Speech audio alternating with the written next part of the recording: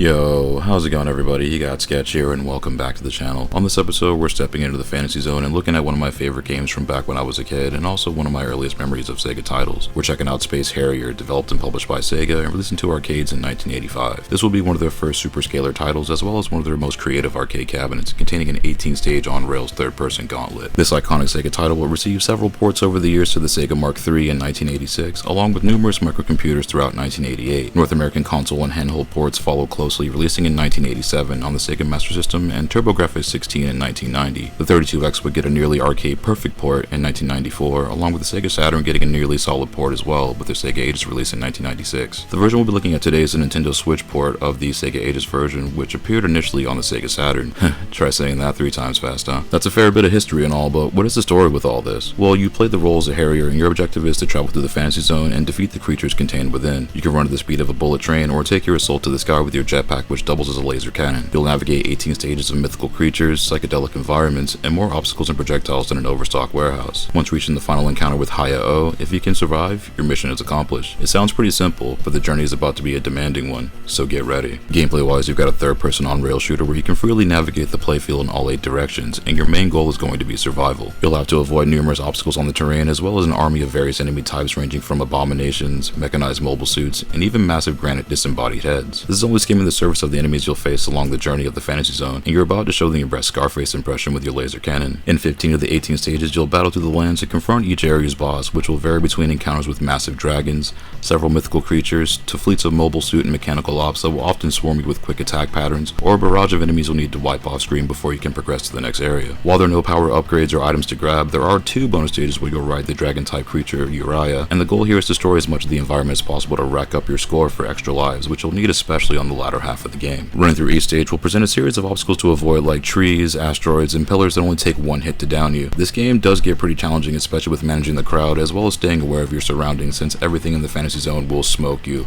with the exception of the shrubbery. On the flip side, most enemies also take just a couple hits to kill, with the exception of boss characters. A few of the bosses, like the dragons and enemy swarms you'll face, will also be more aggressive during their damage phases. This will cause a few of them to rush you at higher speeds, and in many instances increase their fire rate and attack duration. Getting bodied on repeat and learning the patterns are going to be the ticket to the final stage, and while Space Harrier is fun, it's also difficult once you get past the opening stages. As you traverse each stage, the set pieces and environments will get more cluttered, and enemies will pull up in sizable numbers. The first stages will introduce you to a few of the enemy types you'll see through the journey, and you're going to see some interesting enemies throughout. As you progress, enemies will move and attack faster and spawn in higher numbers, in addition to the stage hazards, of which there will be many. The game also moves fast in general, along with the action that has some pretty quick pacing even off the rip. Rapid fire or fast trigger fingers will help tremendously, and lining up your shots will be your best chance of making it to the end. Graphics-wise, Space Harrier is one of the first superscalar arcade titles from Sega, which used 16-bit sprites for its arcade units. This unit was capable of pseudo 3D sprite scaling, along with holding a high and steady frame rate, and displaying up to 32,000 colors on screen. This would come to be known as the Space Harrier arcade board that was previously seen in Sega's motorcycle racer Hang-On. This hardware would make this game a fairly unique one, especially with its design. Character sprites are all over the shop, and everything is vibrant and highly detailed. Parts of the environment move amongst the entirety of the screen, with not only the playfield around you, but also large margins of off-screen area that you can move along on the horizontal axis. The scaling scene here is actually pretty remarkable, considering it's occurring on the X and Y axis, almost visually crisscrossing during play. This, coupled with the speed, facilitates an immersive experience that is a memorable one, and a lot of the environment is also destructible except for a few obstacles like the pillars and geometric spheres. They also managed to pack a fair amount of things into each stage, and the speed does gradually pick up, matching the on-screen insanity. Enemy designs are one of the game's most memorable traits, which pulls from a bevy of characters. You'll see enemies ranging from cyclop woolly mammoths, giant jellyfish, alien ships, mechanized warriors, and massive stone slab faces are only a few examples. The character concepts are all over the place, and is quite the mashup with how it all looks,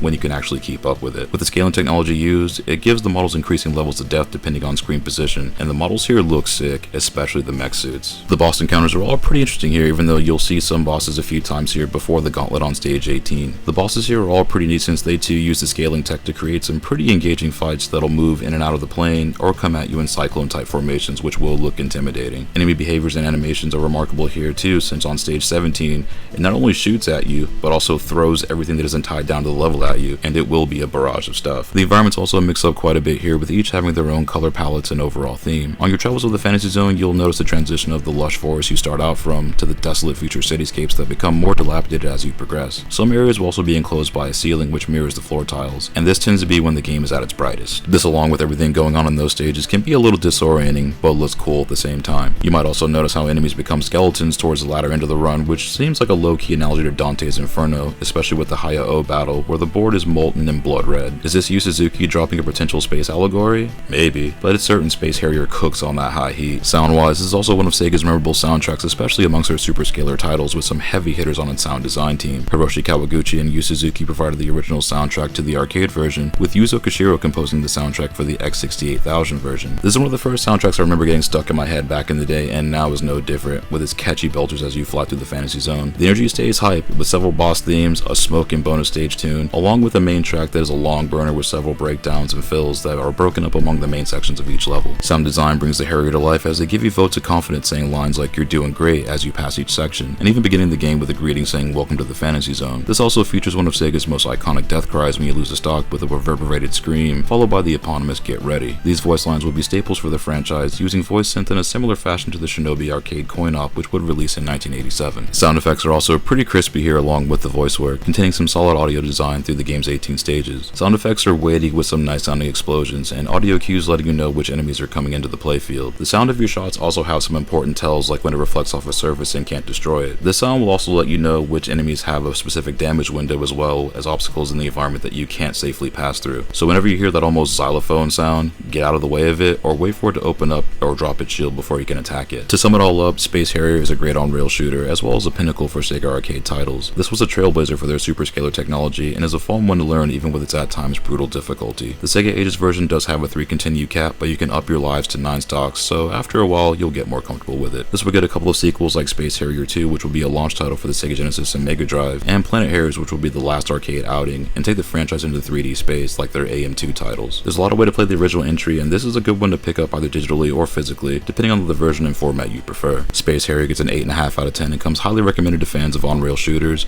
and also fans of superscalar titles, since this game was one of the pioneers. The action stays buck off the rip and only gets faster, so it will be challenging to most players, and might even make the experience sweat for a time. With there being so many ways to play this nowadays, you can take your pick as to how you'd like to do so. The 32X port and Sega Ages version are both nearly, if not arcade perfect, and the majority of the home ports also tend to be fairly faithful to the arcade version as well. While maybe not perfect, is a damn good game to run through, and if you can find a working arcade unit, especially the fully hydraulic one, throw a couple coins in and give it a go. And thank you so much if you made it this far into the video. If you find these videos helpful, that's awesome. I'm glad you can use this as a resource. Check back often, we'll have more reviews and commentaries come up in the near future, but until then, take it easy and stay safe out there. I'll see you on the next one.